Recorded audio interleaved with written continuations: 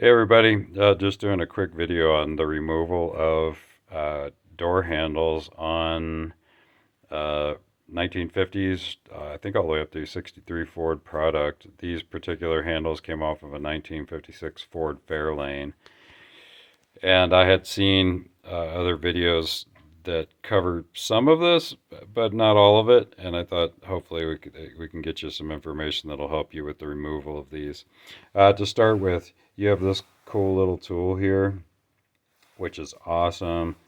There are ways to get in there and do it without this on this particular configuration, but this is like $7 and it's worth it. So on this particular configuration, you have a little triangle there. This slides in parallel to the handle. You want to be between this metal gasket, trim gasket, and this handle. Between those two, slide this in, coming in from this direction. It'll pop that little pin out and release that handle. Super handy. And that's all well and good until you get to the door pole, which is a whole different animal. As you can see, if you look in here, there's a little notch milled into that, and the clip slides in, same exact clip they use for that, this little guy here, and it slides in from this direction and pops over the mid shaft there and does the same exact thing, locks it on there, except this tool can't slide in behind there and get to the tabs and release it. It's not milled in that particular way. So you're left to your own devices. So if you think about it, with the clip coming in from the top there, you want to modify a pick. You're going to have to torture a pick. You can see that I've ground this one down. You want it just about the same thickness as the wire of this clip. And you're going to start coming in behind the handle. You want to be between this gasket, this metal trim ring, and this handle. And you kind of want to start picking right about here. It's a little further forward than you would think, as you can see.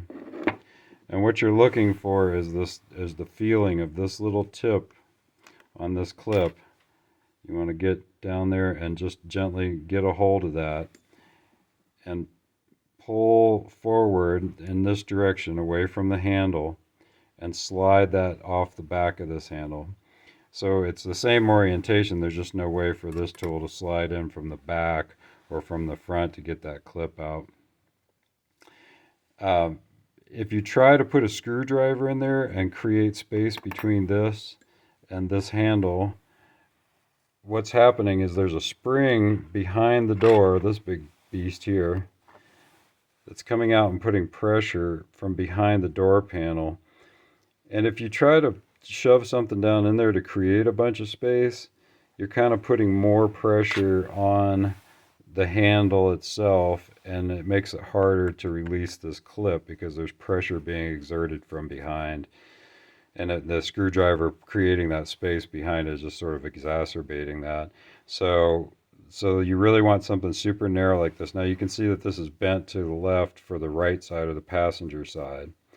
And of course, if you're on the other side of the car, you just need to take a pair of pliers and bend this so it faces the other direction.